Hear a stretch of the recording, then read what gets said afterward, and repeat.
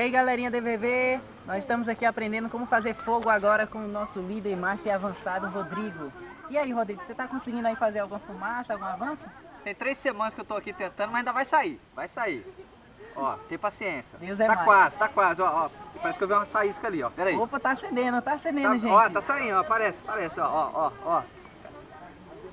Parece que vai sair. Tá acendendo, peraí, deixa eu te ajudar. Vai. Isso. Tá vendo aí, gente, como é fácil fazer fogo? Só 3 semanas só 3 semanas.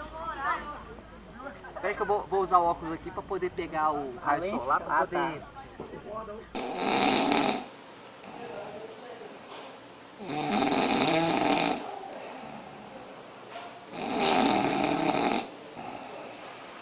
Olha lá, o meu óculos é de grau.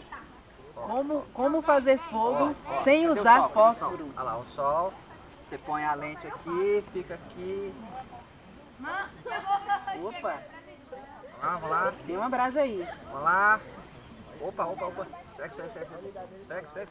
Tá fumaçando, gente. Segue. Vai sair.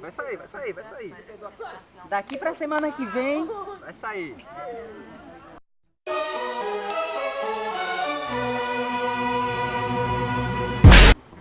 Rapaz, ó, tá esquentando. Tá aqui na minha mão aqui. Uhum. Opa. Opa, fogo!